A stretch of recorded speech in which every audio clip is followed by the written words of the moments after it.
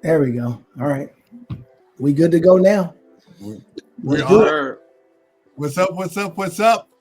Well, welcome everybody to the newest episode of Brothers Y'all Good. My name is Mike. I'm here with my brother Jason, and we got another exciting hour adventure for you tonight with some great conversation with some other brothers that are doing exactly big stuff in the world. We want to share their stories and hear a little bit about them.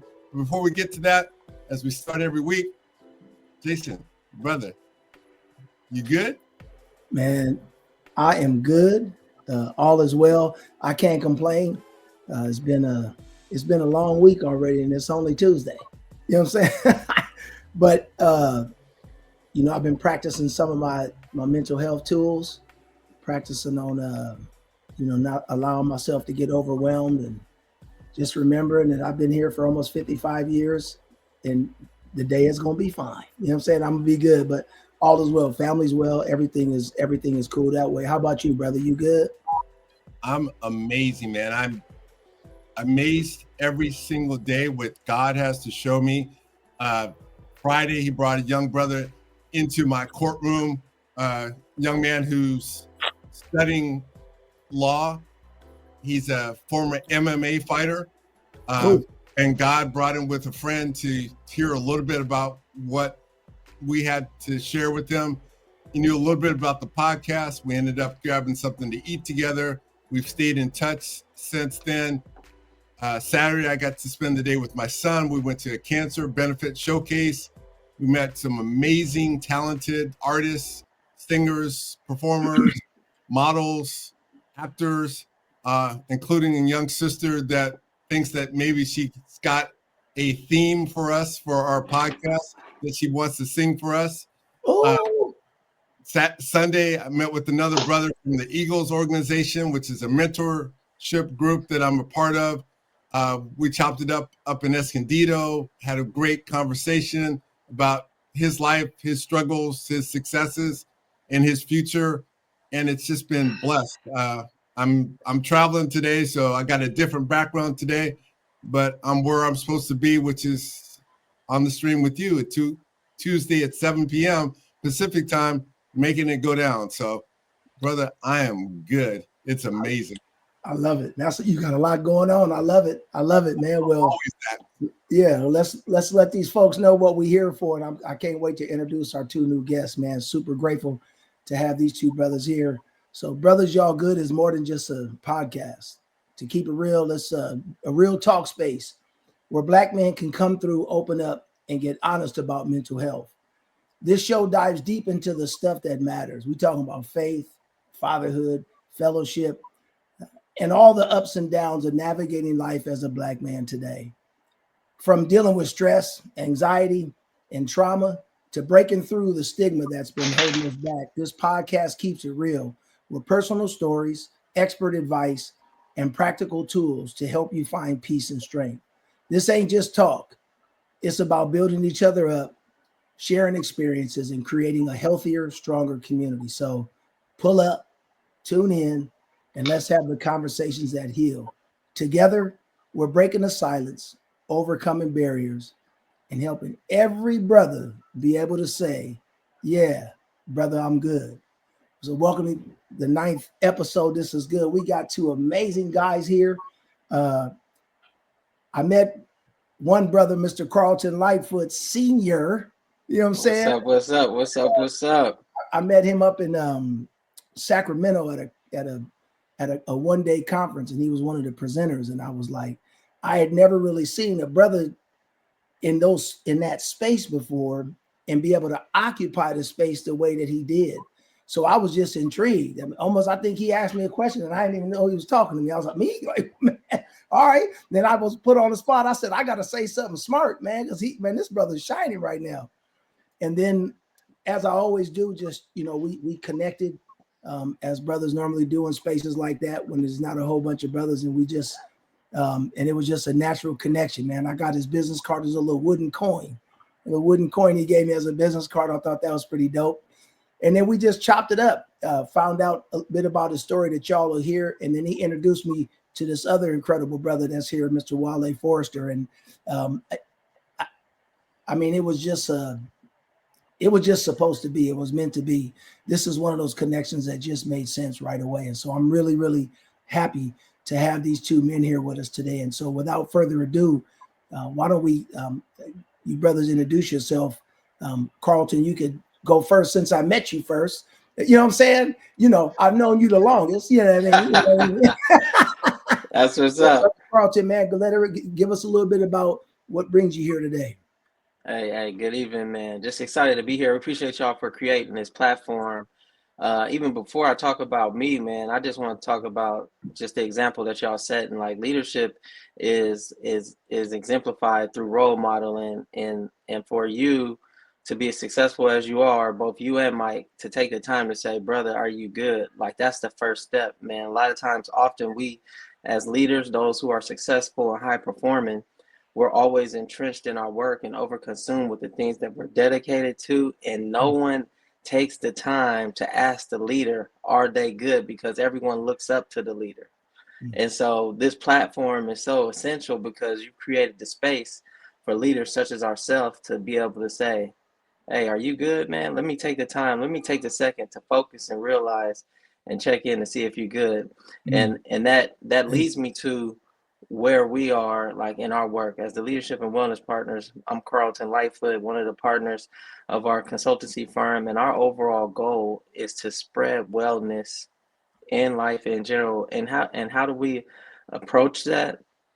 It's a simple process. Like we are what we call research practitioners, people who through experience and also education have invested the time to explore what it means to understand what wellness is, and then also how to go out and create community and foster other branches and organizations and groups of wellness, so that our communities, our workplaces, our families can experience life truly and what it's supposed to be. And so we call that, and we'll explain it a little bit more, but that's the ACT of leadership. And ACT is the acronym that relates to being authentic, being courageous, and being truthful. And the act of leadership is what this podcast is doing. It's role modeling and exemplifying. And so what we're advocates, and we like to explain that an advocate is someone that engages with an individual to ensure that they are able to get to where they want to go.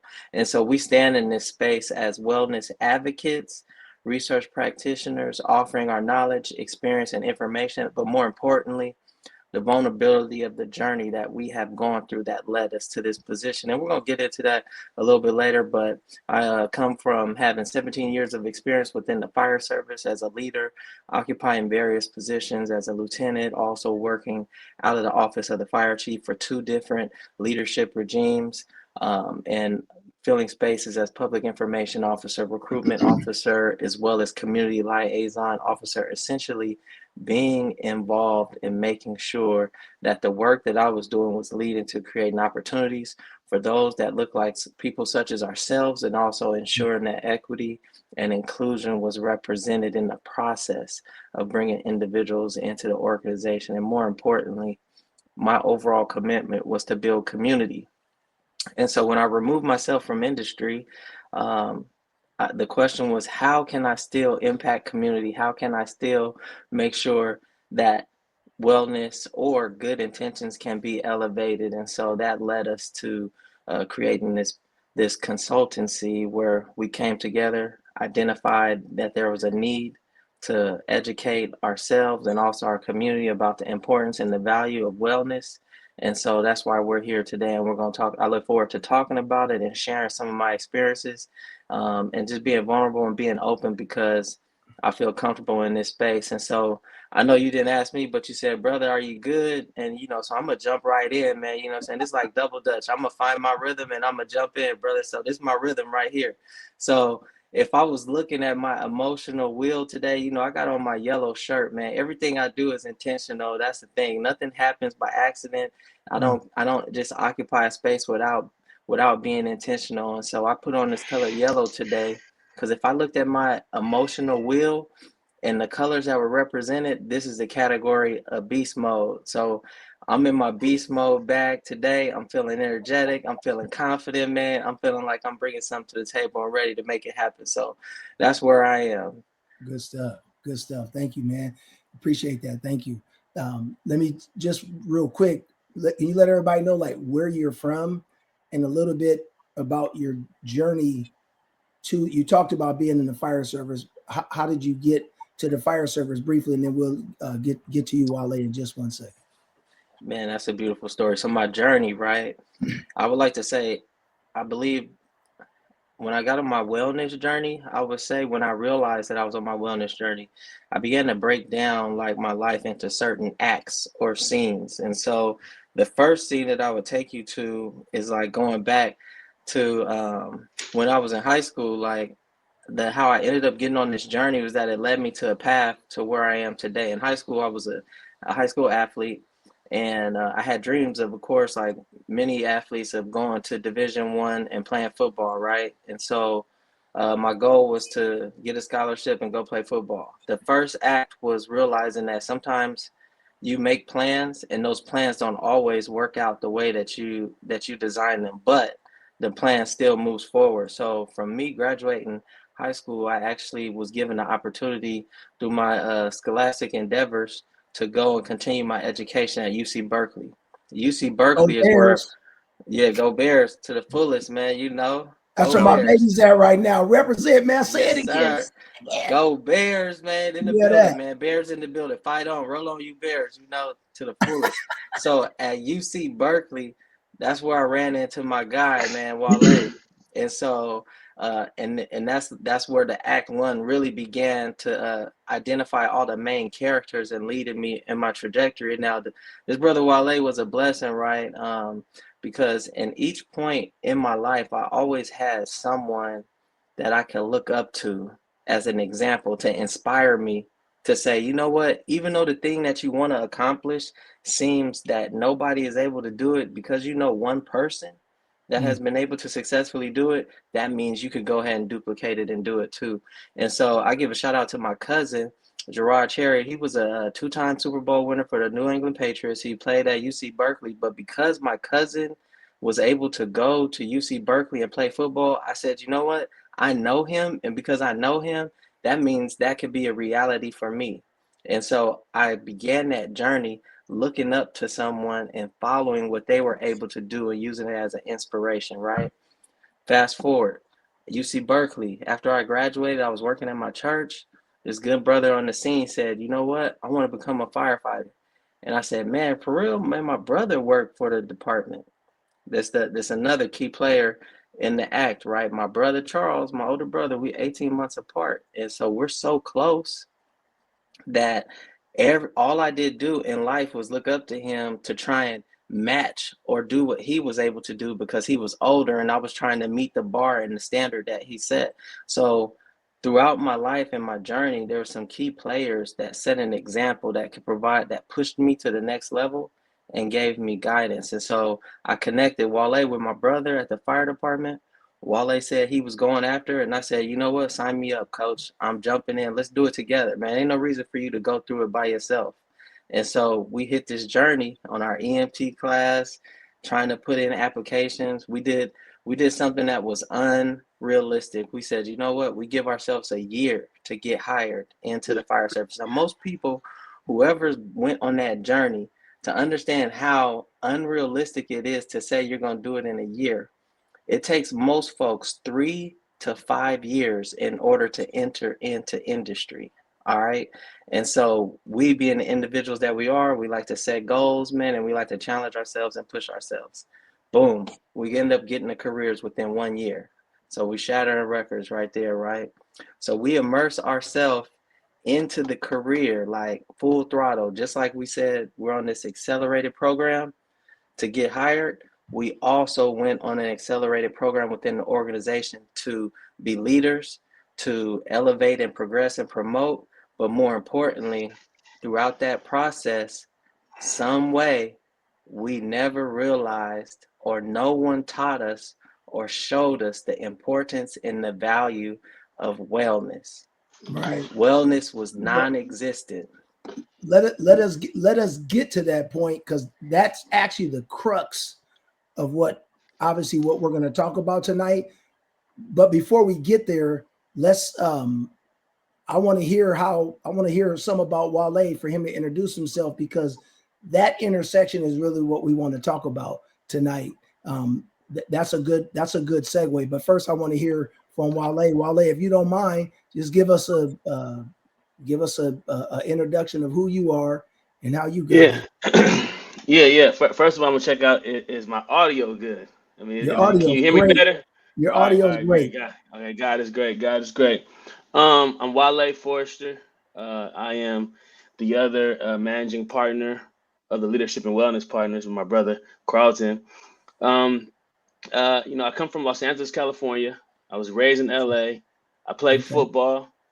From playing football, I went on to get a scholarship at the University of California at Berkeley. So it's Go Bears all day. Go Bears. That's where I met my sweetheart, my college sweetheart, who I've been married to for 17 years now, going on 18 years in June. After I left playing football, I went to the fire service with Charleton. We got hired in a record time, and that was amazing. It was a blessing. I finished a 15-year career where I achieved the rank of lieutenant, first line supervisor. I was a lieutenant at a double house, rescue officer, truck company officer, training officer for my battalion, like BART liaison, all of the things that, are evidence of really being active, really being present, and really contributing. I did all of those things. While I was a firefighter, I started a family with my wife. We have two beautiful children, a 15-year-old daughter, a 12-year-old son. Beautiful family, and I got a dog, I got a Borble, and I got a dog. So, all of those great things. But while I was in the fire service, started a family, and after I started a family, I started a business. So for the last 14 years, I've been co-founder of a company called Hustle Clean. We make personal care products for athletes and adventure sports. You can find my products in Target nationwide, REI, Dick's Sporting Goods, Amazon, so on and so forth. But my legacy, the most meaningful work that I do, is this leadership and wellness, because although I have achieved every goal that I've ever set, I have not been well to myself in the process. And I don't want a role model, and I didn't want a role model to the people who look to me for influence. I didn't want a role model to them how to self-sacrifice, how to adopt this hero mentality, because that's not the legacy. All the stuff that I've done, people can clap, they can cheer, because that was for them. Your wellness is for you. So that's the legacy I want to leave. I want to leave the example of how to pour into yourself and let others get the overflow, as opposed to pouring all of yourself into other people and you just getting a little bit of the overflow. It's not sustainable. So that's me, regular brother from LA, play a little football, do a little business, and walking in my purpose, and leaving a legacy. With one of my closest friends, my brother right here, Charleton. Man, that's good stuff. Right? That's good stuff. Let me just real quick, because I don't know if this went over people's head, but y'all already know where I'm going. Both you brothers already know. You already know, because I think that oftentimes people talk about sacrifice. They talk about leadership. They talk about wellness. But it's in the book, right? It's a lot of book answers. Not always, but a lot of times people. But you two brothers actually did something that is very admirable to demonstrate your commitment to being well, and that is you both left careers way earlier than what is typical. And I've been in the fire service for 25 years this year, so I know what you did at, was it 15 and 17 years? So can you just briefly just talk about that? Don't let that go past everybody's head. Yeah, I'll jump in, man. And congrats on your 25 years, man, in the fire Thank service. you. That's a huge accomplishment, brother. You know, it was hard to leave industry for sure because what had become so routine, so dependable, and so reliable at the same time had become the crippling mechanism to prevent me from actually understanding like what it meant to be well. And Mm, so the challenge that I faced is how we really came up with our curriculum, which is the ACT, like the acronym, the ACT. I had to be authentic with myself in that space. And like, what was the dynamic? Like I was making a couple hundred a year, like to keep it 100, mm. like Yeah. making a couple hundred a year, like if I wanted to, it was possible. Like, I kid you not. Also, like Wale said, man, I started a business just investing in real estate. Like when I got into industry originally, just because I had that guaranteed income. And my thought process is, you got to create, you have to control like your future and your destiny. And the only way you could do that is if you take intentional actions to prepare yourself to have a means of income and stability in the event the worst outcome comes to fruition. And so one day at work, man, how did it happen? One day at work, a call came in, and I was supposed to respond and go on that call, but the reality is like every part of me on a regular day would have instantly responded to go on that call, but this day, Mm. man, my soul just said, you know what?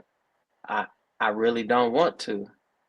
Wow. And the dynamic of uh, being in a career where you're so invested, you're committed, you're dedicated, being put in a position where the thing that you are so accustomed to doing and that you love doing, you hit a point in a wall where you can no longer tolerate doing it no more. That was the time when I knew that something was off and something was wrong. And that was actually the beginning Mm. of me exploring the process of identifying like and being authentic with myself, because to be honest, like once I got in the industry and saw how it moved, I knew like, man, naturally it didn't align with like my value system, and it didn't align with like all the goals that I wanted to do. And more importantly, Mm. because of the gifts and the vision and provision that like God had given to me, the system was limiting.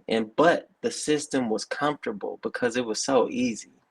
Like I could show up and take care of myself and take care of my family and help others on a consistent Mm. basis.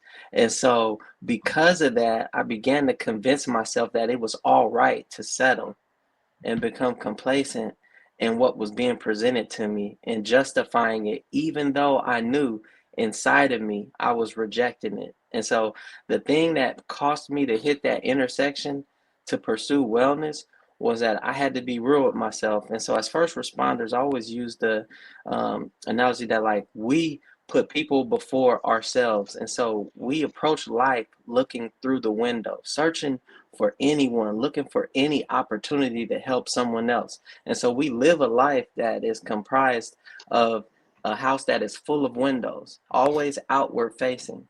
And in that house, we don't have any mirrors. And if you never take the time to go Mm. stand in front of the mirror and look at yourself, then you never know, brother, are you good? And so that day, I finally turned around from the window and I looked in the mirror, and Mm. I had to be real with Mm. myself. And I said, brother, I'm not good. So Mm. that's how I ended up getting there. And I Mm. elaborate more, but I'll give it to Wale. Let him jump in. Wow. That was Amen. powerful. Oh, Right? where he said a house with no mirrors. Yeah. Right. Wale, No, man, that's deep. Taking care of others, right? Because I love what you said there, Carlton, because that's so often what we do as men, especially as Black Yeah. men, even if we're not first responders, right?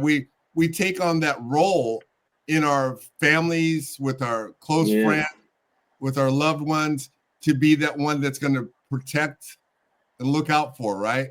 And so we're Yeah. always doing that and not expecting anybody to be taking care of us, right? we accept that that's not the role. And so I appreciate you sharing that. And we're going to dive more into that because I know there are other brothers out there that feel the same way, that they've been looking out at other folks and haven't realized that there's a mirror near them. And if they just take a look, they might see what's really going on, because that could be even more scary than trying to take care of other folks, right? To look at what's going on with yourself. So I appreciate you sharing that. Wale, I want to follow up what Jason said. How was that for you to make that change? We talked a little bit about last night when we were kind of prepping for the show, deciding in the midst of everything else, right, that you've got a wife that's been your sweetheart for years. You've got these beautiful kids that you're raising as well, and you're going to leave a steady check coming from the government, right? Yeah. Jason and I know that life, right? Yeah.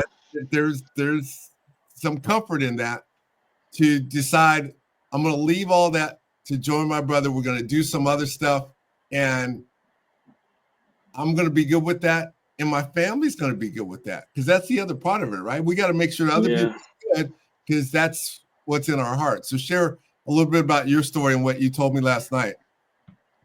Yeah, I mean, yeah. So, my story was crazy. I first of all, I'm a very turned up individual, aggressive, type A. I love to go after it. If I'm somewhere, I'm really there, right? I'm never an honorable mention. I'm always trying to be the best. There's evidence that I was wherever I was, right? Like I'm always gonna be remembered, 100%. That's how I live my life, and that's how I continue to live my life. So I was getting ready for work one morning in my home. I'm packing my bags like I always do, because I'm gonna be going away for maybe 48 hours. And as I'm going, I always go kiss my wife goodbye before I check on the kids and hop into the rig to my truck to get to work. And as I'm going to lean into my wife, I start breaking down crying. Like I get overwhelmed with an emotion that I don't necessarily just have. So I'm just breaking down crying, and she wakes up like, "Hey, you good? You good?" Huh? And I was like, "I don't know." She's like, "Are you okay?" And I was like, "I don't know." She said, "What's wrong?" "I don't know what's wrong with me." She's like, "You cannot go to work." She said, "You say you cannot go to work today." So I called in sick, and that was the first. That was. I did not know that my last day was my last day, because I never went back after that. So after that, I went immediately into therapy, because I thought I was losing my mind, because this is just not how I am. And I started to unpack my career. From day one, I was hired at 22. So like from day one, I've been in all the busiest firehouses. I've been in the murder zones. I've been at all the biggest incidents, and not just a bystander. I'm on the mic. I'm making decisions. I'm leading. I'm a leader of men and women who are older than me a lot of the times. But it was rooted in like competence. I would train maniacally. I wanted to be the best at wherever I did. So, and every time we lost, I took it really personal, right? Like, so we go to a medical and somebody dies, I'm like, man, nobody should die on our watch. Some people can go back to the firehouse and say, we did the best we could do. That's just our job. I'm like, nah, no one should die when we on scene. So all those years of taking all those things in, and then doing my best to be the greatest dad, husband, provider I could be, it all came to a head. Because what I realized is that although I was burning hot, and I am a high performer. I am an A+ player. Although I was burning through that organization hot at the highest level possible, it was unsustainable. That flame was burning too. I burned through that fuel faster. Some people could burn. Some people could simmer. Some people could simmer that fuel for a whole career. They could simmer for 30 years, man. Simmer like a crock pot. I was burning.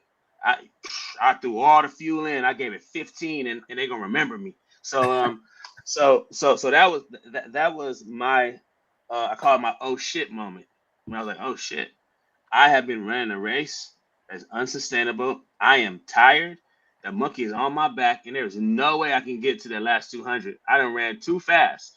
I don't regret it, because I believe that like God says that, like, through our we boast in our weakness, right? So like from me being weak, it showed that God was strong, and He got to take over my life and give me a more sustainable pace and give me the energy the energy rooted in wellness to run my race.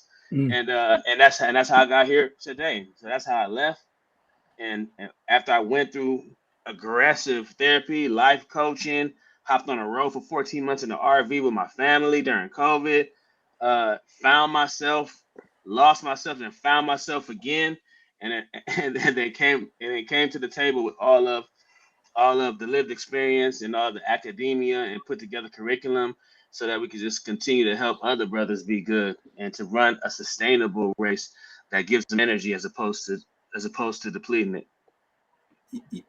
Man, that to me, the first thing I think about is, so like you both decided halfway through your career. People don't realize in the fire service, folks know how much they leaving on the table. So it's not just the daily, it's not the paychecks twice a month. It's not the 100 racks, 200 racks a year. It's not that. Mm-hmm. It's the defined benefit afterwards. Like people say, and you get on a job that has a pension and you stay till you get it. Our granddaddies did it. Some of our parents have done it. My kids know me to have done that, but you said no. And you left. What was it about you that said, I'm going to stop doing this career? I'm going to give this up. What motivated you to say, I'm going to give it up and then go into a mental health space while you're going through what many would consider a crisis in the beginning? Like, how did you bridge that gap? Talk on that real quick, Wale, just how you did it. And we want to ask you, Carleton, because to me, that's a really, really big deal to do something like that. So talk a bit about how you got past that mental hurdle, because that's a lot. Yeah, what's funny is that we talk about this. This is like one of our, like, man, how do we get here though? Like, this is crazy how we came outside of it. And we actually turned it into one of our trainings. We talk about resilience. Like a lot of brothers, we're not resilient, right? And like, because we think that being resilient is making it through some tough shit. Like, oh, you made it through? You're resilient. No, that means you're a survivor. So you could come out maimed, battered. You can come out worse than before. You're not resilient. Resilience is when you go through something and you come out on the other side of it with your wellness intact. You know what I mean? So, and if you come out with your wellness intact, then you're resilient because you were prepared for adversity. So I think that for me personally, even though I was going through a crisis, I was strong already. I was already doing things by the grace of God, but also just through my lived experience, being an athlete, being a God-fearing man, having a church, being happily married, having structure. Like, so when I was able to go through something that really should have just knocked me all the way down, although I wasn't holistically well, like we have this thing called the wellness wheel. I wasn't holistically well. I was well enough to like get hit by this car. I'm limping, but although I'm limping, I'm able to continue to walk because I did some work and I have to give myself credit for. So that I think that's really how we were able to redefine this moment and use that moment to be like fertilizer for us, as opposed to just shit. Sorry for my my language, but so I think that's what it is. Well, for me, I think we done my lived experience. If you look at my background, it's like, okay, brother, you had enough wellness. You was happy. You was doing great things. You just had a rough time. So you weren't unwell. If you were fully unwell, you would not have made it through. This thing would have killed you, brother. So I think that's what it was for me. Before we go to Carleton, let me just follow up with one thing with Wale. You were saying that your wife came up to you and asked if you were good. As you think back on what you were going through at that time, what did it look like, or what did it feel like for you that she was noticing enough that she could speak out? Because some folks, it sounds almost like she was that mirror for you. She was the person that was reflecting back to you what she was seeing and trying to say, hey, I see some stuff. What do you think she was seeing that made her think, man, my man is not good. I need to talk to him about this. I mean, so we found out, or I found out last, of course, that she was noticing a trend, right? It was a trend.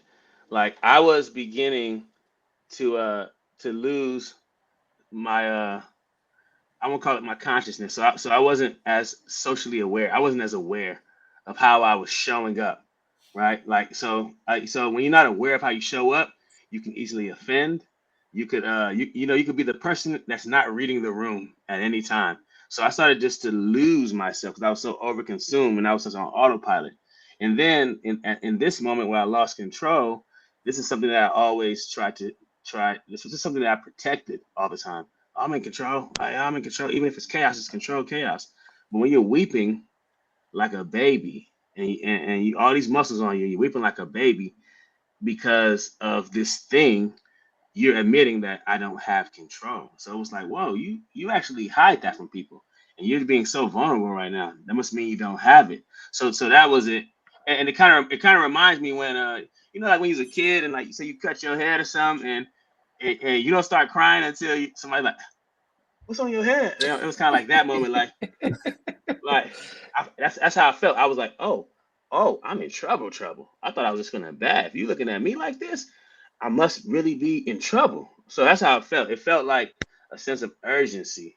It escalated that day for me. It made me say, there is no way I'm going back to bed, going back to work, and just acting like this moment didn't happen because she ain't never looked at me like that. Never. Wow. No. Yeah. When a man finds a wife, he finds a good thing and obtains favor from the Lord. Man. Amen. Man. What about you, Carlton? What was that? What was that like for you?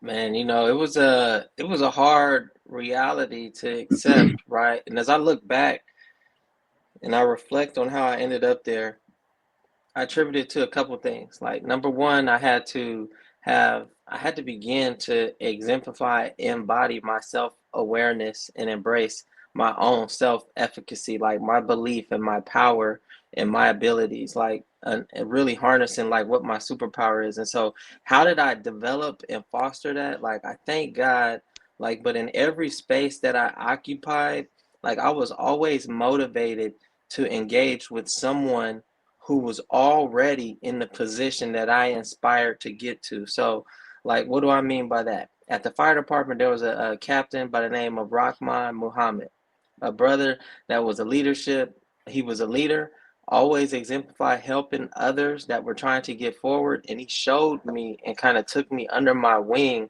to give me confidence and empower me to believe in my ideas and my thoughts and my values and to not allow anyone to prevent me from carrying them forward. So I had one mentor and so what that did, that built up my confidence, right? So I began to occupy my workspace individually, not questioning how much it was different from everyone else, but embodying and understanding the value that I brought to the space individually, right?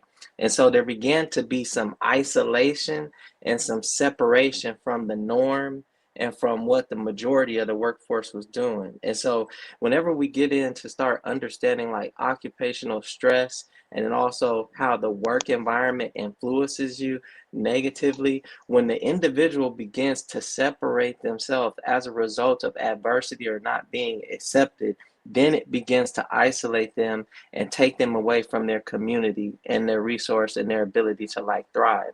And so early on, some of the challenges, because I wanted more and I didn't want to be complacent, it began to put me in a space that was adverse to what was the industry standard, or what we said that the majority of my peers that were accustomed to groupthink and the traditional way of operating, it began to set me apart, right? And so then I began to feel some of the resistance. So then and although I didn't like it, although I didn't accept it, I said, you know what, I'm resilient. I can ignore it. It's not going to impact me, right?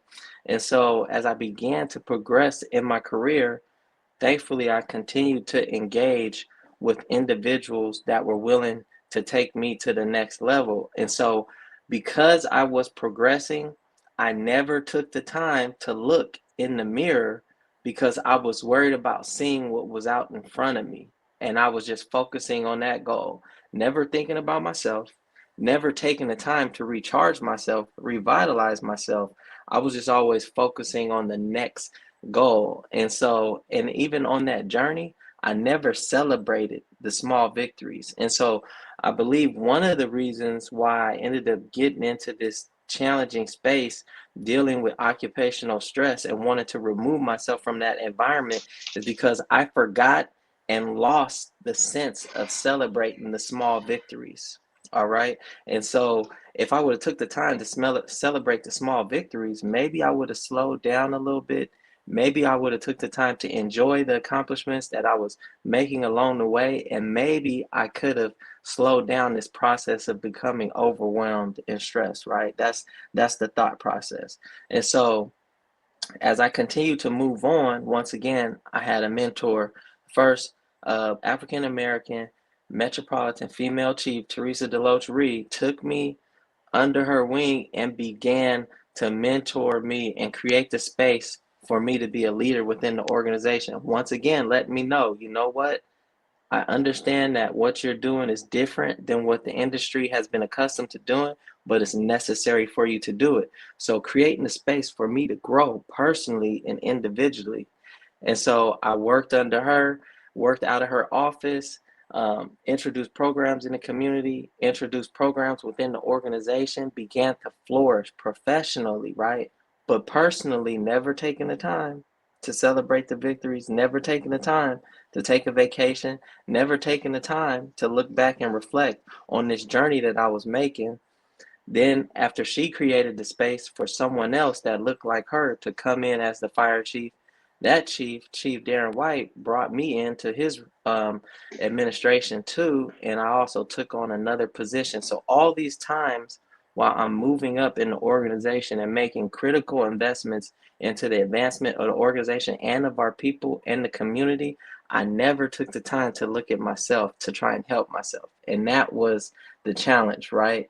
And so at one day, it finally hit me. So it took me all the way that day where I said I went to that call where I said it was no more. I would explain to you that while I was working, and even to this day, like most people that know me will say, I can't tell if you're serious or if you're joking. Like you are emotionless. Like when I engage with you, you do not demonstrate like what side you stand on. Like you could say something very serious with a laughing face and you'll be dead serious. And I don't know if you're joking or if you're serious. I can't predict which way you're going or which way you're coming from. And one of the things that I attributed to, and I had to think about it, but this is when it all began. Like when I first started in the fire service, we went to a call one weekend. I was working out at the East, 50th and Foothill, Station 18. It's a double house. Saturdays is like the sideshow playoffs. Like, you know, on the weekend, everybody's going to come out and go get in the sideshow. So and now, just so they know, everybody knows they talking about Oakland. They talking about the town. They work for Oakland Fire Department. So just contextualize that. It's going to be turned up. You know what I mean? You're in a double house. That means there's an engine in the truck.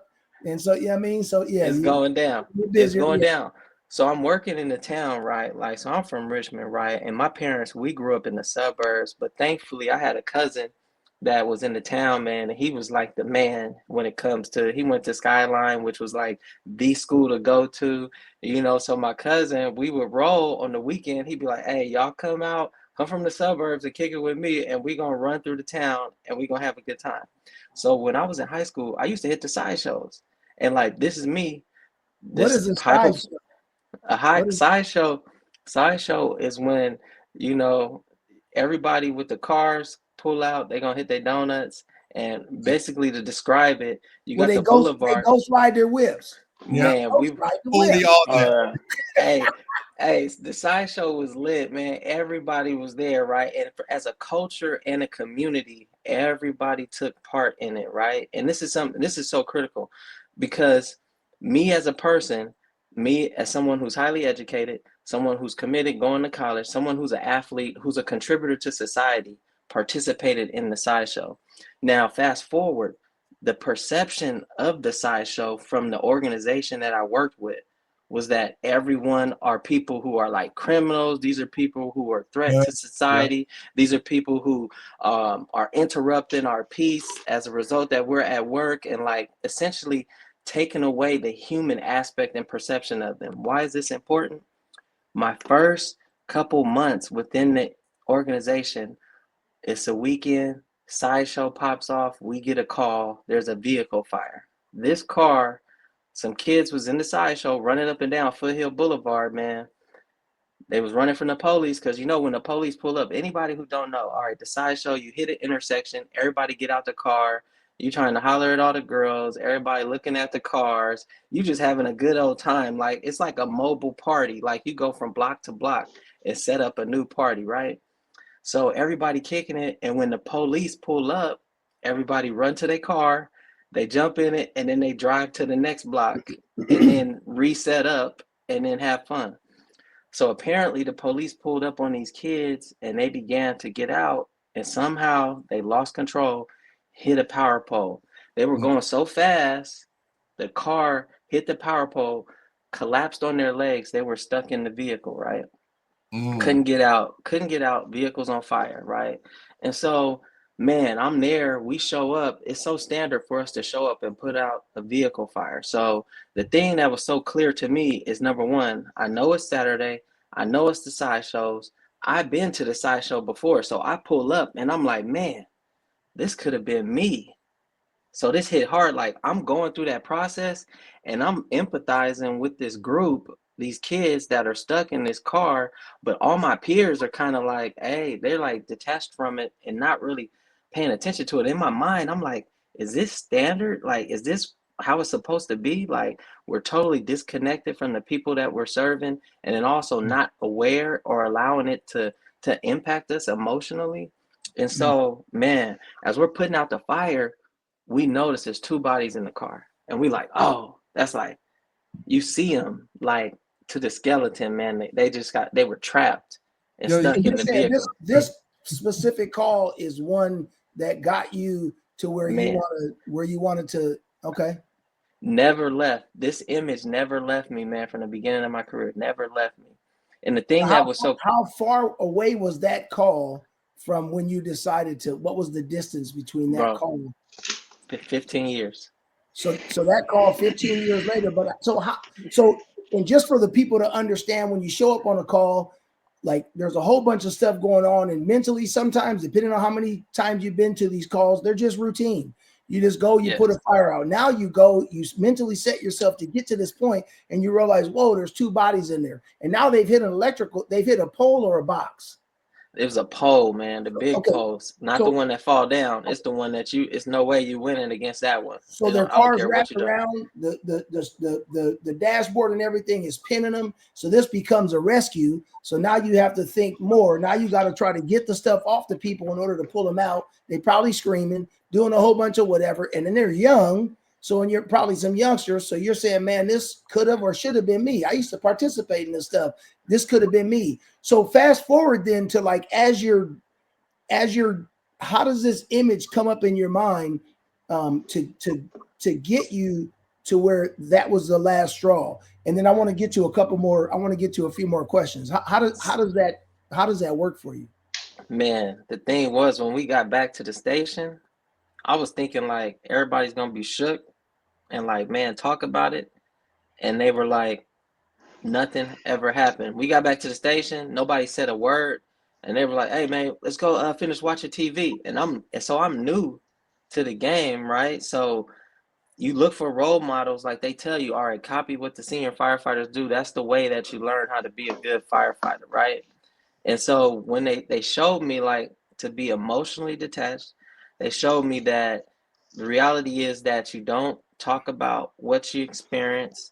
And the reality is, it's like, better yet, you don't even deal with the people as if they're human. It's just transactional. And so I carried that perception because this was the beginning of my career. I said, oh, this is the way that I have to behave and carry out myself in order to be successful.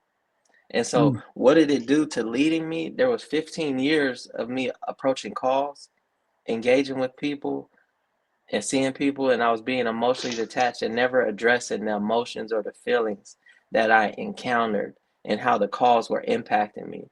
And so I wasn't being authentic with myself. I was telling myself, because I didn't cause it, it's all right.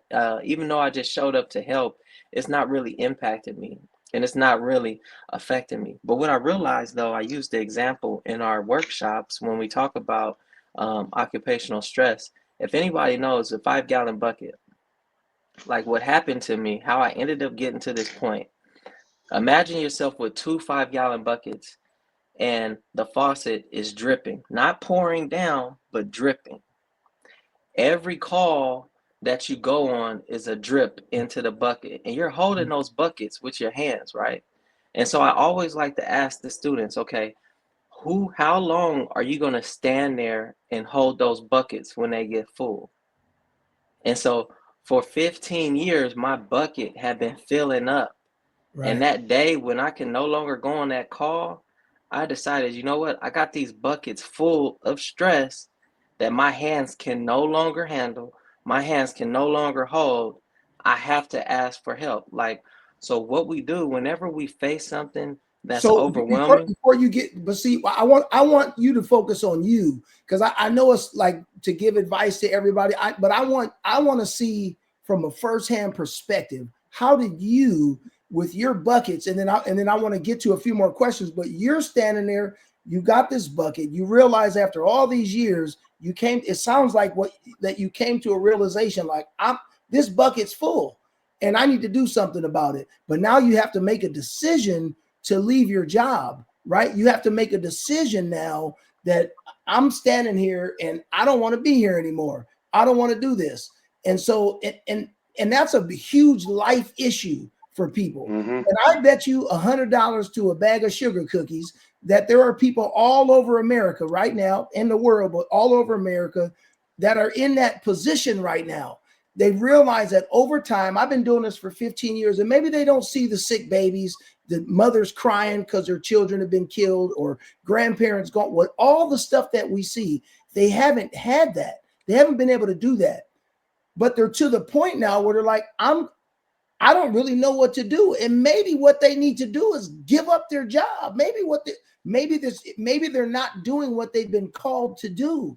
But where does somebody find that courage to be able to do that? And I want to explore that, because it's one of the things I want people to, and I know what you're talking about, Carlton. I get that. And so what I want to do is drill down into how we make decisions like that, because for you, it seems more obvious. I've seen a bunch of dead bodies, but other people don't have that. So real quick, if you can, I want to pivot real quick and get some real deal, like in that moment, Wale, what were you thinking when you realized that I'm about to quit my job? Like, yeah.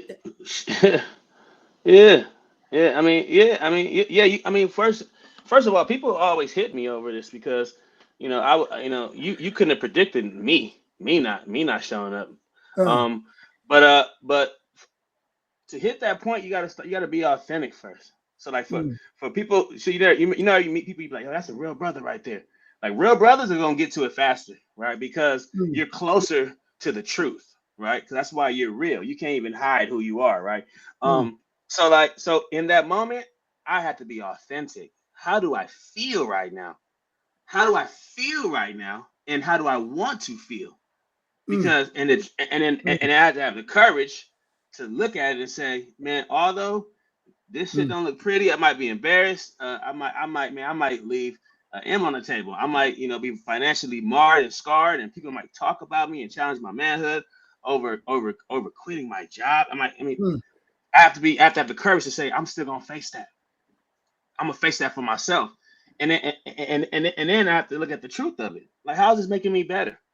Like, is this what I really want to do, or am I codependent? Is this some codependency shit going on? Am I? And do I love the way that these brothers, that brother Mike and brother Jason, brother Carlson, will talk well about me? Oh, this brother's so solid. He goes to work and takes care of his family. But when that's not really what gives me life. So am I codependent?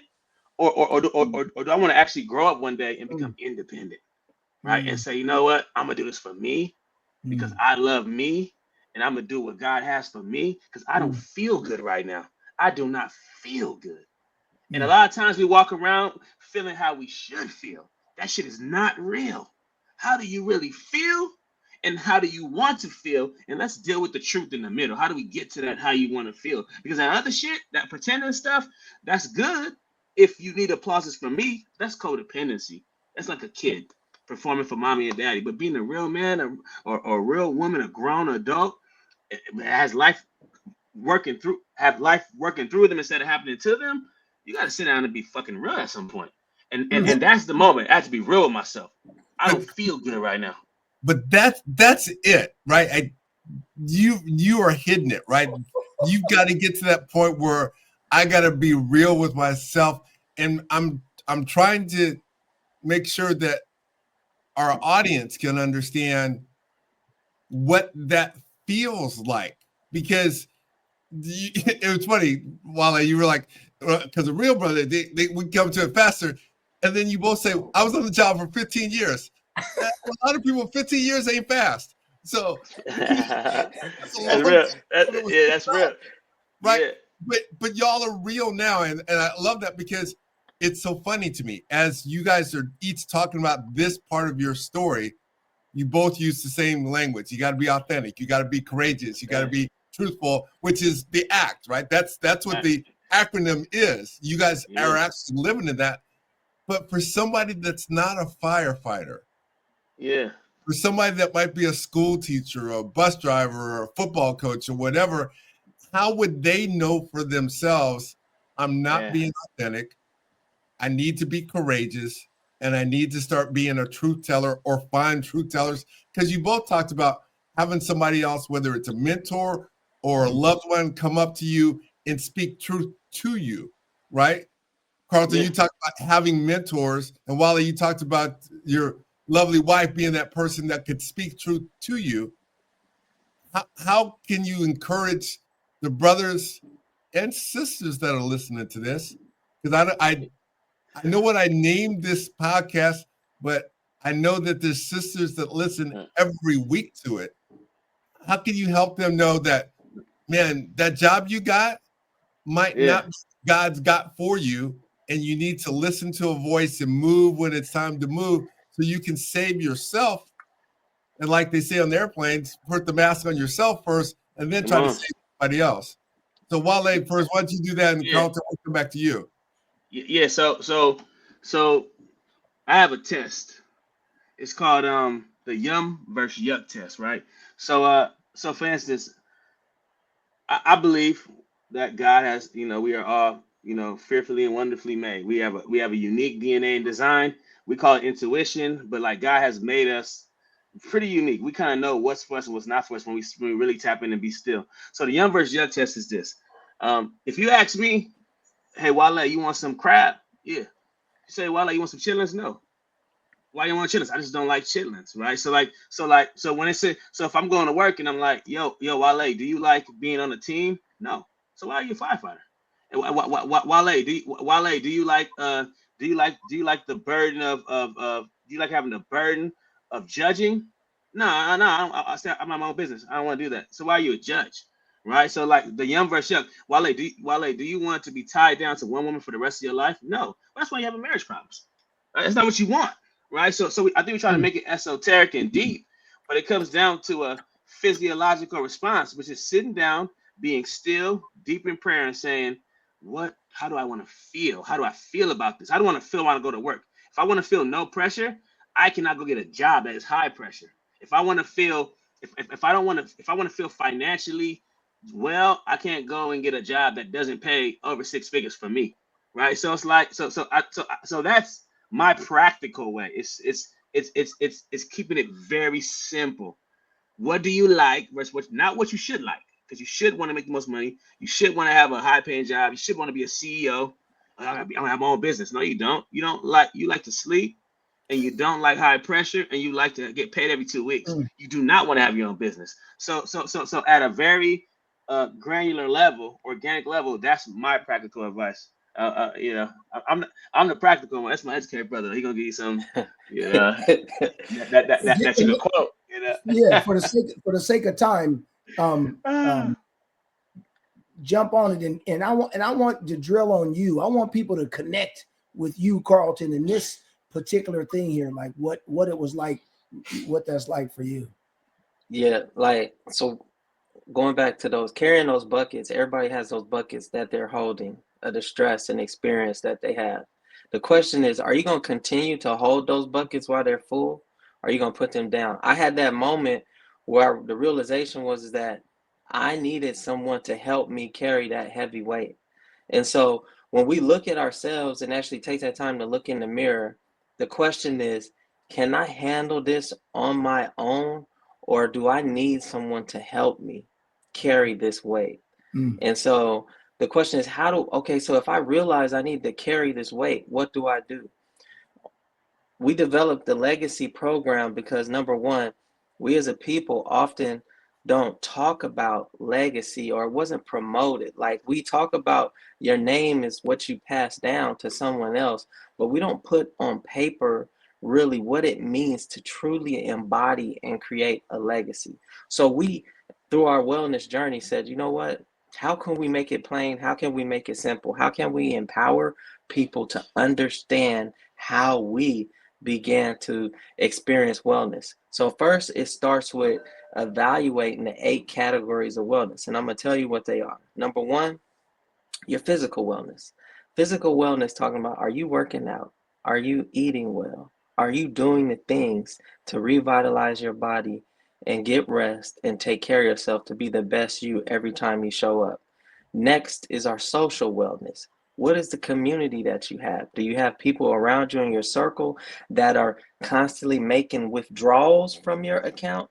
Or do you have people in your circle that are depositing into your account? Anyone who has people who are only making withdrawals, eventually that account is going to be overdrafted and it's going to be no good. So your social circle has to include those that are making withdrawals and those that are making positive deposits to help you be well.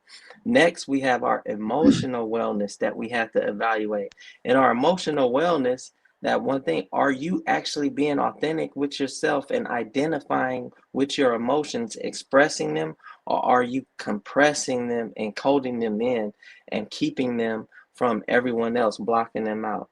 Next, we have our intellectual wellness. What are you doing to better yourself, further yourself, grow?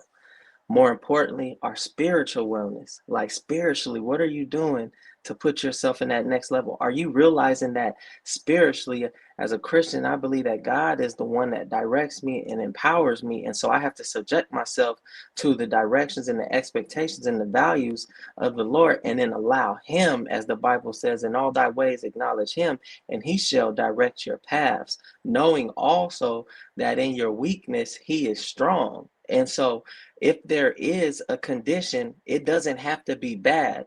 A lot of times we get stuck on identifying or classifying whatever we're experiencing as negative or positive. There doesn't have to be a negative or positive. What we are experiencing is, and the determination comes from you. What do you want to do? What is present with what is present in your life? It doesn't have to be negative. It doesn't have to be positive. It just is. And what are you going to do to fix it and get it online? Next is our occupational wellness. Like, in your work environment, is what you're doing aligning with who you are, your God-given purpose, and giving you total fulfillment, allowing you to feel full, whole, and that you're being impactful. Another thing is our financial wellness. A lot of times we don't look at it, but if them finances is funny, you're not going to be able to make any moves because you're dependent. You're in survival mode, right? You're not being resilient. You're not creating ways and opportunities. And then lastly is our environmental wellness. Like, what are you doing? What environment are you in? Are you living in a good place where you're thriving? You have peace? Are you living in a place where there's turmoil, stress? You cannot get rest. You do not feel safe. You do not feel comfortable. It is not a place that you have dreamed that you will live to be your best self. You're actually in an environment that takes away from you and prevents you from enjoying your space and being comfortable. And so those are the 8 categories of wellness. And so as I looked at those areas, then I began to we like to do an exercise in our trainings with the legacy program, whereas in looking at those 8 categories of wellness, you begin to identify what that score is between 1 through 10, 1 being the lowest, 10 being the strongest. You identify in each of those 8 categories what your hang on. I was you. Hang on. I was gonna grab you too. I was gonna grab you too. But I was gonna grab him too. I was gonna grab him too. Just jump in and say, yo. I know what he was doing. I know what he was doing. Back there. After 15 years on the force to go, I'm gonna go through the 8 categories of wellness, and I'm gonna add up my score. And if my score is a certain level, then I'm gonna walk in the office and I'm gonna talk to somebody and tell them I'm putting my papers in because I did my calculations. Unless you tell me that that's really what you did. You really sat there and you told yourself, I'm going to go through the 8 categories of wellness. I'm going to add up my scores. I'm going to give myself a score from 1 to 10 on all these. And if my score for all 8 categories totals less than 72, then I'm walking in the office and I'm telling them I'm out. Because if that's what you're doing, then I appreciate you because you are way well than any brother I've ever met. But I want you to get away from teaching the course, and I want you to get back to sharing your story, because one of the things I think is powerful, one of the reasons why I wanted to put this podcast together is to hear from different brothers who have different experiences, that have different stories and had different solutions. And so I get that if somebody's got all the time to do all that stuff, that's an amazing way to figure out, am I really making good choices? That's like saying, I got to make a decision on whether I take this job or not. I'm going to write down all the pros and write down all the cons, and I'm going to talk to 5 other people and get some input. But on the real, most people don't do all that stuff. So I just want to know, on the real, is that what you really did? You sat there after 15 years and you said, I'm going to get my list of the 8 wellness categories and I'm going to put my scores together. I'm going to talk to my brother Wale and I'm going to see, yo, this is my score is, brother. I'm out. Why don't you see what your score is and maybe you come join me in a little bit? Or did you do something else? I left first. Hey, he said, because if I'm in it all the way. You know what I'm saying? No, yeah. Hey, I didn't feel good. Yeah. I had to go how I felt. Hey, 100%. Like, so, man, to answer, I didn't even know what those 8 categories were, so I didn't do that. That's like, the point. So I know you didn't. I didn't even know. Tell us what you did. So what I did, in that I asked for help.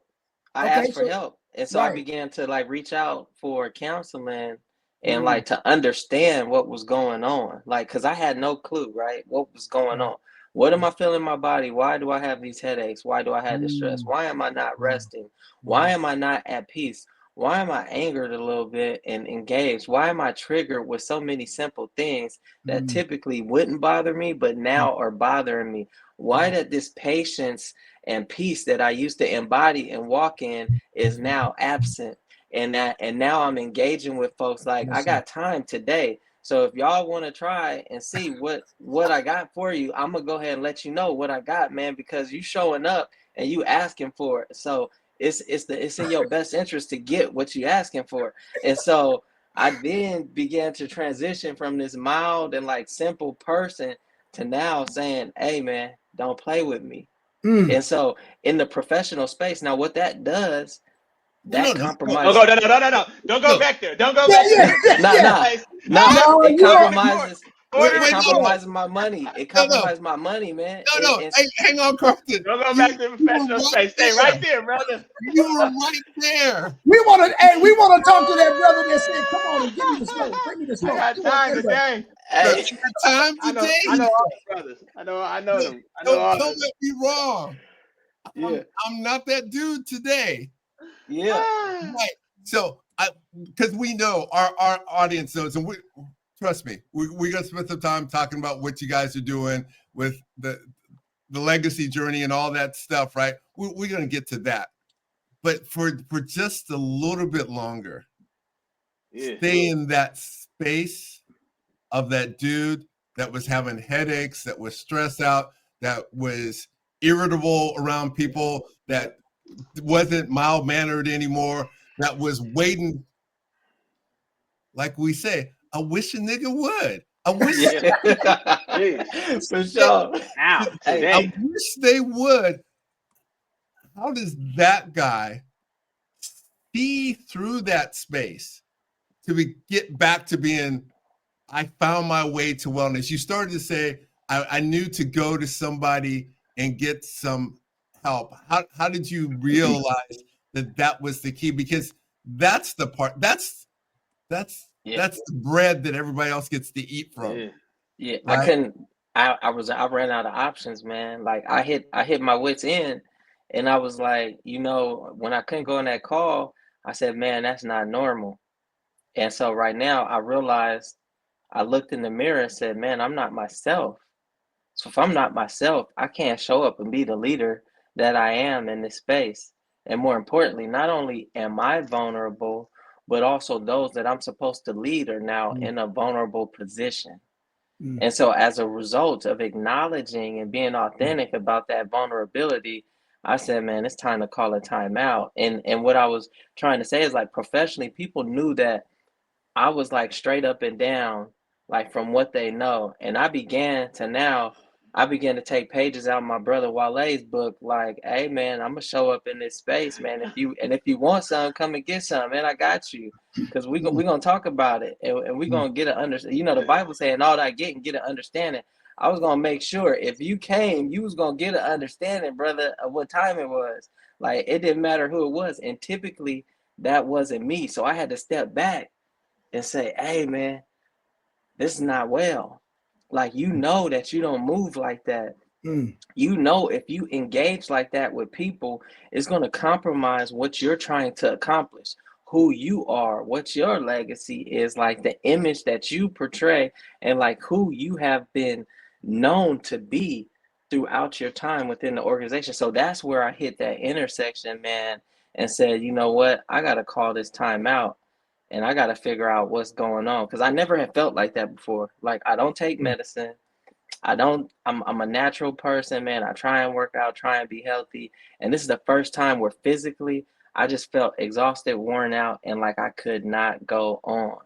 And that's when I knew, when you asked the question, brother, you good? And I was like, man, I'm not good. I don't even know who to talk to about it, because I've always been this leader. I've always been this person that people look up to. I'm held to a higher standard because I've always held myself to a high standard. And so even in this position, if I admit that I'm not good, what is that going to do to my professional career? What is that going to do to what I have established and put all this work in and all this time? How is that going to make my family feel when they're so accustomed to me being able to just push through and pretend like nothing is bothering me? Now I'm in this repressed state, and I'm no longer existing like I normally do. I'm actually reserved and quiet and trying to figure out what's the next move. How am I still going to be myself, or am I someone else? Am I going to lose my identity? Am I going to have to rediscover who I am? Do I have to reprogram everyone into seeing who I am as a person because they know me in this one role, and now I have to exist in a different role because that role was never truly a real role? That was just an act that I was using to survive. And now I'm on the pursuit of resilience. Like, that was the question. So I had to go through, man, being authentic with myself, and more importantly, to leave, I had to be courageous. And I treated like it was, I kid you not, I used to work 6 out of 7 days of the week. You could ask anybody anytime. If there was a day to work, if there was a vacancy, I was signing up to do it. I would be at work 6 out of 7 days a week. Why? Because I was comfortable in my madness, because that's how I was maintaining it and managing it. I was comfortable in my madness and making sure that as I continued to push on, then I would never have to deal with the challenges and the reality of the things that I was struggling with. And so I stayed in that space of challenge. I stayed in that space of exhaustion. I stayed in that space of stress and chaos, because I was used to it. And so when I began to be courageous and say, you know what, I don't think I'll be able to continue to live on.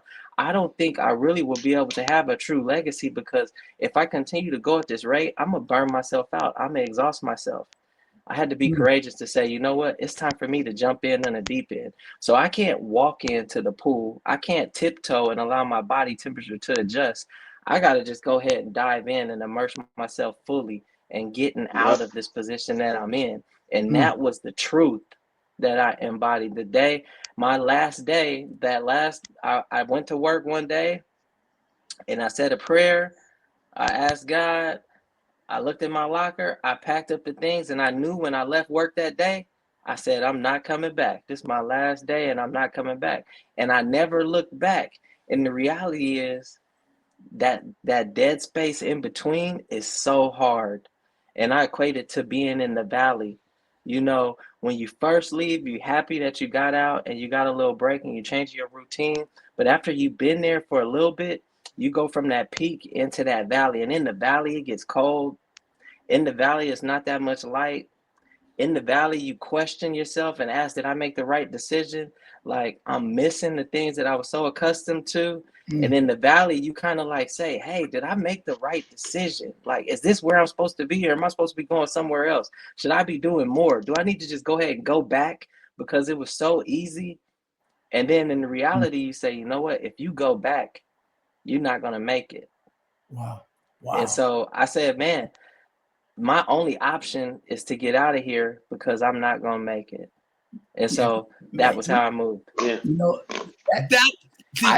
that's what I wanted. That's the stuff I wanted. Your man Brian Ford. You say you didn't want the company line, huh? You didn't want the company line? Oh man, he's giving me the party line. But you know, and here's the thing, and I think it's important because we can stay on here for 3 hours if that, you know, that's not even a problem.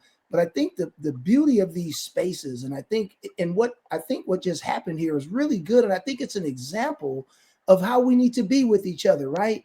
Like when you see somebody that's not like, hey, brother, no, we want you. And people have to be humble enough to be like, oh, okay, well, hold on, right? And it's not like, you know, sometimes we so resistant and we like, man, can't nobody tell me nothing. It's like, no, we can't ever grow. This is a real talk space. And so what we just saw here was like real talk. And Carlton gave the real talk, and people can connect with that person because no one wants to hear about the book until they can know the person, because the book is just another book on the shelf. Nobody, but people are going to purchase y'all's book because of who you two are, right? So we got to get to that point. One of the things, man, you just reminded me of something, Carlton, and thank you, man. Thank you for standing in that space the way that you did. Like, I appreciate that. And what it reminded me of 100%. What it reminded me of, and I want you two both to address the boogeyman that's on the other side of you leaving what you're uncomfortable with. Pastor Brown, a good friend of mine, once preached a message: it's hard to leave what you love. That's the one message title I remember. So Wale, jump on that real quick. Talk about that boogeyman that's on the other side of leaving what you love, your job and your whatever. Where's that boogeyman at? Well, I mean, that boogeyman does not exist for me at all. First and foremost, and this is a live stream. Anybody can stream in will know I was one of the best of the best. They still call me for advice. So my competency always made me realize that I belonged. So if I leave it, it's because I left it. But it wasn't because nobody's better than me. So can anybody even talk about it? Talk about me? So there's no ego involved because I know that I gave my all. And I was who I said I was. So that's one. What I see is that, you know, the one thing that I do have a little bit of is convenience. It was convenient because I was doing it for so long. So like having the energy to challenge myself every day doing something new, when you could just go back to something that was so convenient. You know, and I know we just talking real. So I'm gonna tell it like it is. Most people who can't leave somewhere, it's because they're scary. They have fear in their heart, and you got to be honest with yourself. You got to be authentic. If you're scared, you scared. If you don't want to catch the fade, just say, "Hey man, I don't want to fight. I'm scared to get into an altercation." Excuse me, Wale, could you break that down for the people? What does it mean? That's the thing. Like, not a haircut that you people get. I know. I'm from LA, and I'm from LA. I'm from LA, right? So I'm not from LA County. I'm from Los Angeles City. And catching the fade is that win, lose, or draw, you get your respect from showing up and swinging. But some people are so afraid of conflict and pain that they run. They never show up. So a lot of times I'm sitting down with brothers who say they want different outcomes for their life. They have a different desired outcome. And I'm like, brother, no, you don't. You're scared. And it's okay to be afraid. It's not a judgment. It's an observation. You are afraid of conflict. And so I want to protect my peace, brother. You can't protect your peace. You know, what you're doing is avoiding the truth. Because you know what? Sometimes to get peace, you got to go to war. You got to fight a war to get peace. So sometimes you got to catch the fade to get peace. Peace is clarity. Peace is knowing what time it is, and peace is accepting accepting the truth of the matter. You know, all this. Not, brother. I just want to keep. You know, I want to protect my peace, brother. You know, I don't want to rock the boat. So you're scared, and that's fine, because scary people should stay for 30 years at a job they don't want to stay at. They should stay 30 years in a marriage. They shouldn't want to leave. They should not go out, because you're gonna die if you go out. So you should stay safe. So that's my thing. I like to challenge the authenticity of what you're saying to me, because brother, I hear you, but you're not. But you're lying to yourself, and I won't let you lie to me. You are afraid. So let's work on your courage, because we can't even talk about change. We can't even talk about doing nothing if you have the heart of a, you know what I mean? Those of you that are from LA or even around the real LA, you know what he was just saying right there. You can read it. If you're scared, go to church, because the remix. It is okay to be afraid, because when you admit that you have fear, you can now work on courage. But if you acting like your situation is this and it's that, well, you know, I got responsibilities, and I hear you, but it's rooted in fear, not abundance. It's rooted in scarcity, not abundance. So if you believe you serve an omnipresent God who, you know, this my God never fails. No, you don't believe that. You believe that he's gonna fail you. So you stay where you at, and you should, because it's safe over there. Man, I once heard it said that excuses are tools of the incompetent, used to build bridges to nowhere and monuments of nothingness. And those that use them seldom excel in anything else. That's what I hear. And, you know, when you just said that, Wale, and I want to hear from you, Carlton, and that, and we want that Carlton too, that one that, that takes fades and all that. We don't need professor. We want the one that ties chucks up and square up. But, you know, I just want to appreciate real quick, Wale, the way that you present that. And I wish that I had someone like you early on in my journey to talk with like that, because that kind of talk to certain people, some people can't, some people not willing. They can't digest that. Listen, and typically, I would imagine the people that you have to talk to like that typically not going with you like that. You just wasted all that. You just scared. But people, I just want to say I appreciate that style of leadership for me, and so I love that about you, Carlton. How about you, man? Man, like what is that? What did that boogeyman look like to you? And we want the one. Bring the Carlton out with the Chuck Taylors. Man, the Captains and Chucks, you know what I mean? You know, so I come from, like, I'm the silent killer because I'm like a strategist, man. And so I know I'm very formal, as you could tell, and that's just one of the ways that, like, I was just developed, like, through my father and everybody. Approach everything, be smart, be intentional, right? And so the boogeyman, like Wale says, didn't exist, but I was a strategist. I wasn't gonna openly fight you, but let me understand the system and let me find out what my lane is. And so if you try and get in the way and try and prevent me, then I'm gonna use my resources. I'm gonna tap into the people that have the power, and I'm gonna make sure that I can get to where I need to be. And so I was intentional about building bridges to overcome those waters and those valleys where people were trying to hinder me from progressing.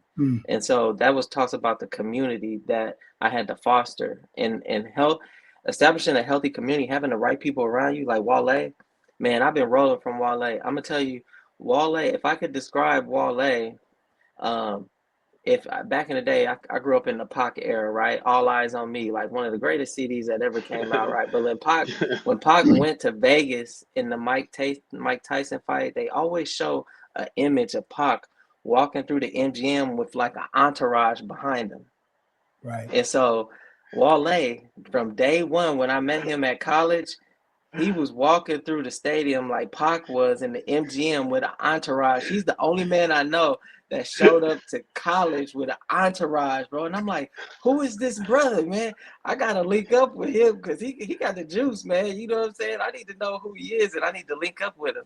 And so, like, in my life, I found critical people that I could link up with to foster and build community. And so even if I didn't want to join up with the boogeyman, I had hitters that was going to stand in proxy for me. And so a lot of times when the smoke was coming my way, I was the strategist. Wale would allow me to be me, and then he would be my hitter and make sure that they couldn't get to me. And that was what helped me to overcome and like work around some of those challenges, like having key people to stand beside me. And we worked together because we had a common interest to push forward. And that helped me. My brother, another hitter, big hitter. Like my big brother, he worked with us at the department. He wouldn't let nobody bring no smoke my way. My brother, you talk about Wale going at him.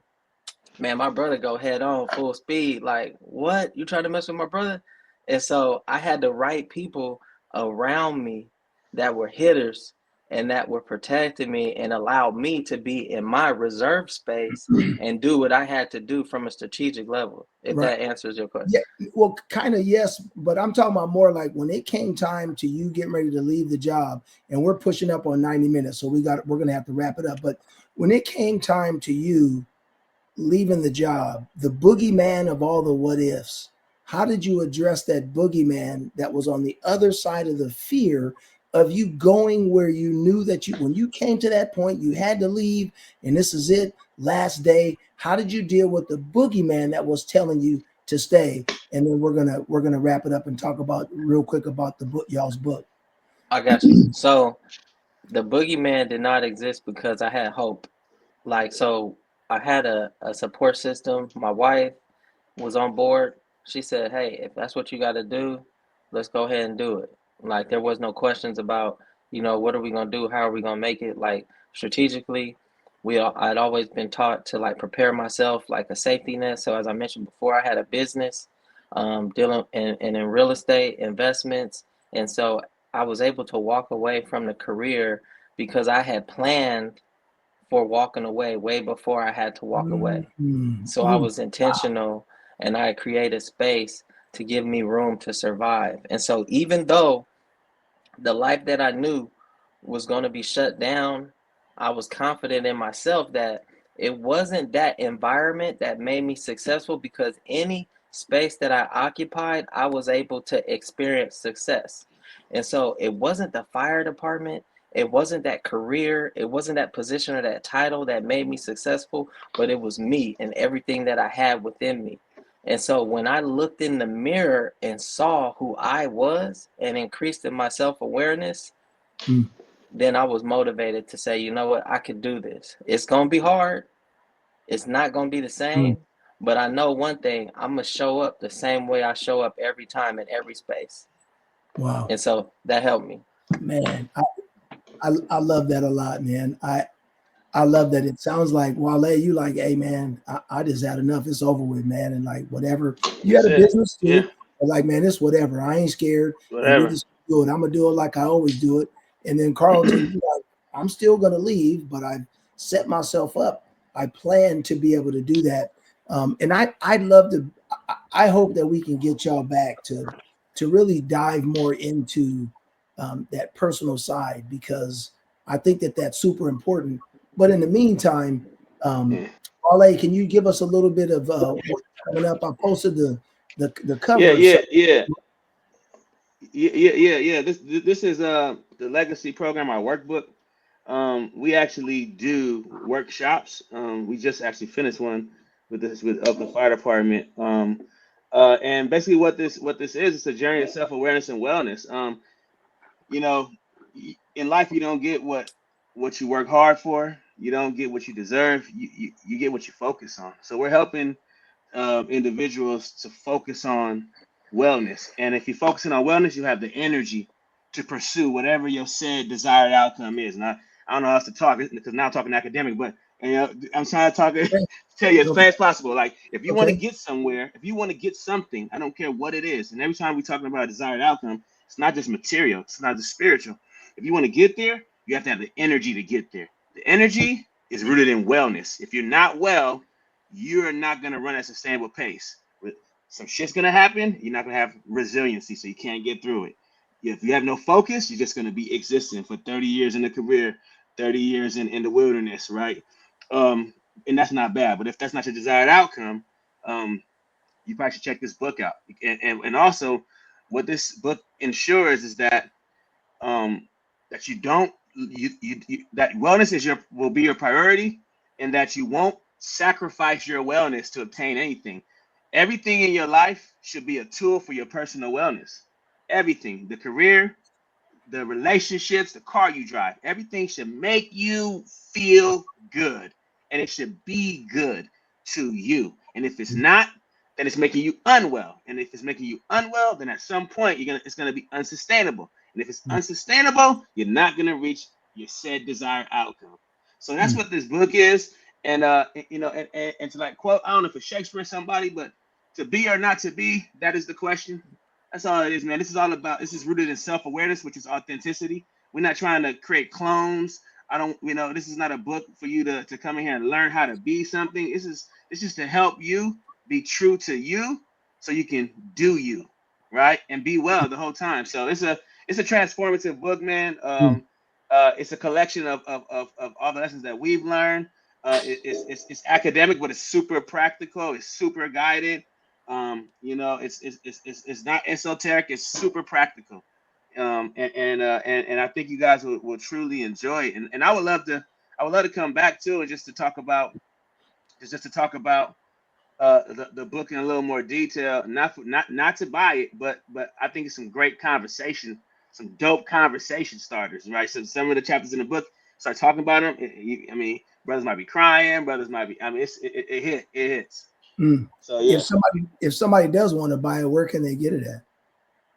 They can get the website, Leadership and Wellness Partners, and we're dropping it on Amazon April 1st. So and we'll drop it in the chat. Leadership and Wellness Partners, is our website.com. And like I said, I appreciate y'all brothers creating this space. I think this is a space that we have to have more often. And I want to say that that wellness is not like some soft shit, right? Like it's not like mental well, and brother, brother, you good? Like, cause y'all didn't ask me, but I wasn't good. I had a hell of a day today, but shit, I'm gonna be good because I got to get it off a little bit, talk and be around some brothers and positive energy. But I want to let brothers know, because sometimes it's hard for masculine men to be in spaces talking how we don't really talk. I talk like this, so don't come in here kumbayaing with me, because that's not how I talk, right? Like, talk to me how you talk, say how you say it. So I just want to let you guys know that, like, I thank you for this space, because I believe in mental fitness before I believe in mental health. Like, if I'm mentally fit, then I could be resilient and I won't have oh shit moments. I can continue to work on my wellness every single day so I could be the best version of me. But also, it's tough work. It's being brave and courageous. And it's not nobody just giving you hugs, but sometimes it's giving you a nudge. And like Brother Mike, when you put order in the court, man, Carlton, I need you. Hey, I want to take you to another level. Let's go here with it. And I'm like, man, oh, you know what? Yeah, we working out. Okay, fix your form. Yeah, we're in the gym, right? So I really love that, and that's making sure that we good, because you're not allowing me to not be. You're giving me license to be the most authentic version of myself. Otherwise, I have to tread lightly. Where we from, we men. I can't come in here just feet on your desk, taking over your podcast, talking to you crazy. Like, hold on, homie, where your manners at? But if you like, brother, talk how you talk. You're like, okay, you really want, okay, we talking then. So I appreciate just that space. It's very unique, especially as Black professionals. We don't get to emote like this. So I just want to say that one more time. I really appreciate this space. Amen.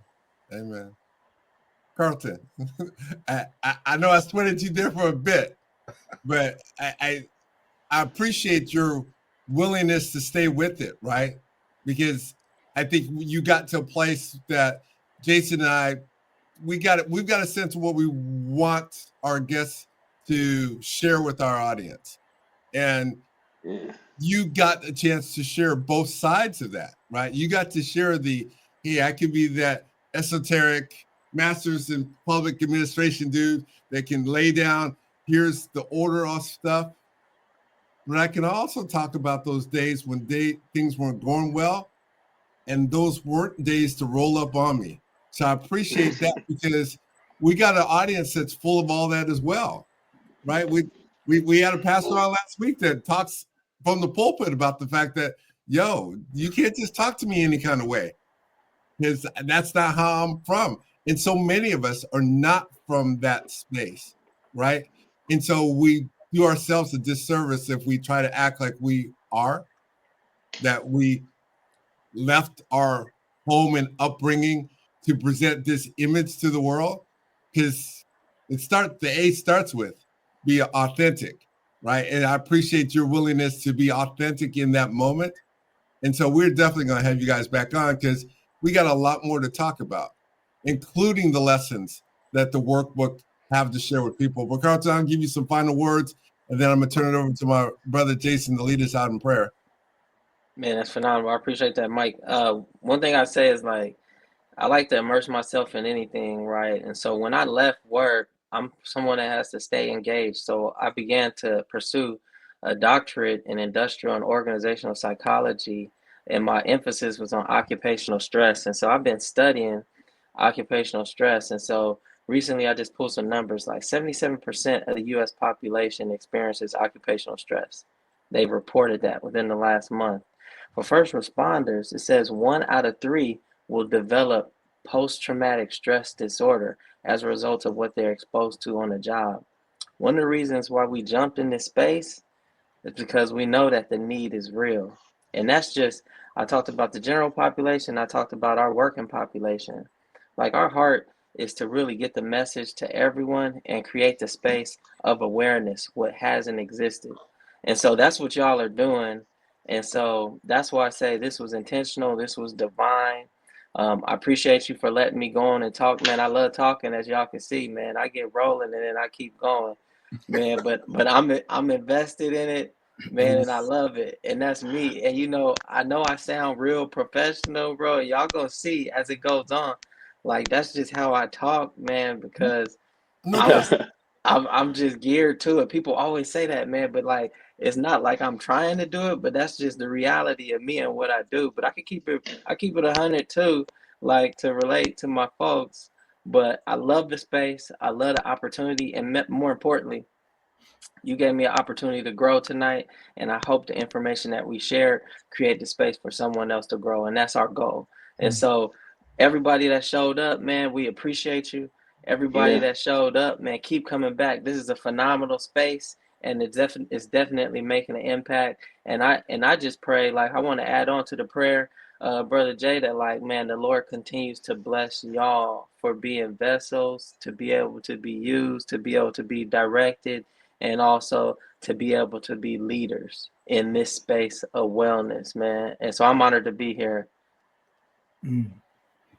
Thank you. Thank you both for being with us today. One of the things that we want to continue to do, and you guys are part of that legacy of what we're creating with this show, right? We're recording images that can be viewed and reviewed later by potentially generations, right? Who knows how long these images and these voices will last. It's a space where people get to share what they're passionate about. And what both of you shared tonight is having careers that lots of people work hard to get into, and not getting locked into the promise of those when those careers no longer fit what works in your life, and being courageous enough to leave those careers to follow the things that your heart is passionate about. So you guys are both great examples for that. I know there are going to be people that draw from that story and those images that you've shared with them tonight about how to get there. We know this message is reaching people far beyond what we ever thought or hoped, because we serve an awesome God that's putting the word out to all sorts of people. And so I thank you guys for being on the show tonight. We're going to have you guys back on later this year. Jason, why don't you go ahead and thank the people we need to thank, and then lead us out in prayer. Yeah. Well, first I want to say thank you to Wale and Carlton. Super grateful, man. Y'all see me out. I'm getting my rock on because I'm in my bag right now. You know what I mean, y'all? I'm telling you, man, when we got to that real talk space, and that it does something, and this is cultural. You know what I'm saying? Somebody's in the bag. I mean, so I want to say thank y'all for bringing us back, and for people that there's no apology, Carlton.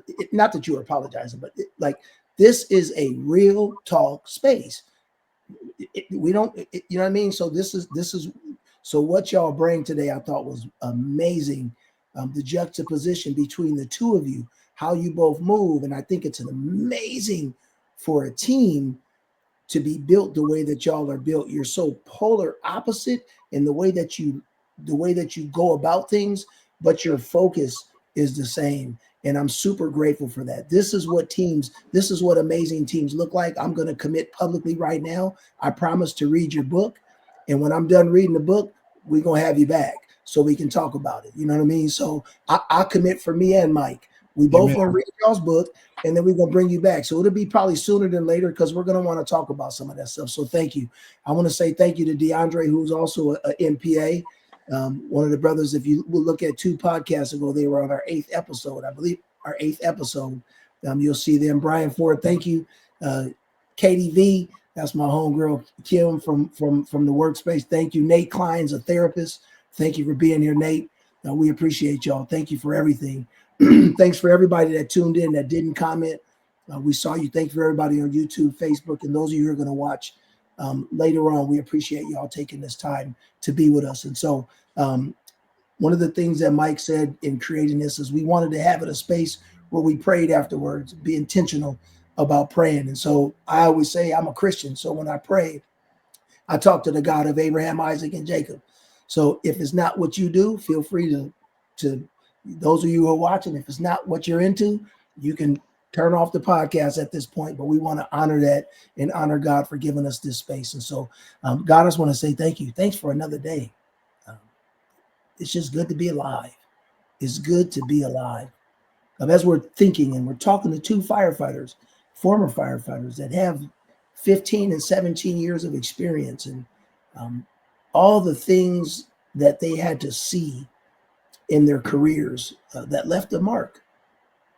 Carlton talked about a call 15 years that he held that was finally the straw that broke the camel's back. It was the first straw in 15 years. And so I pray for that, all of those stories and all of that trauma that they experienced in their field, that they would use that to continue to create spaces to help other people to leave legacies, allow their courage, let them to, as Wale was saying in Carlton, that their courage would go before them, and people would see that so that they would have the courage to leave the legacy that they were designed to leave. Everyone's going to leave a legacy, but I just pray that people would be able to leave the legacy that they could sign and say that this is what I was supposed to be doing. And so I pray for their work, for their ministry. I pray for provision. I pray for doors to open, opportunities to present themselves.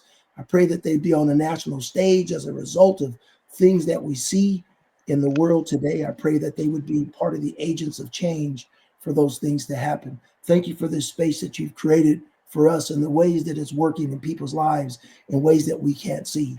But we're doing it by faith. And so we know that things are happening. We don't have to see it, because faith is the substance of things hoped for and evidence of things that are unseen. And so, again, pray for success for Brother Wale and Brother Carlton. Thank you for Mike and his courage as he leads himself as he leads in his profession.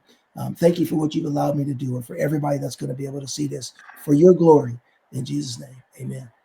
Amen. Amen. Man. Ladies and gentlemen, we'll be here again next week, 7 o'clock, same bat time, same bat channel. Look for us. We're happy that y'all stuck with us Thank you for everything. We appreciate y'all, and we'll see y'all next week on Brothers. Y'all good.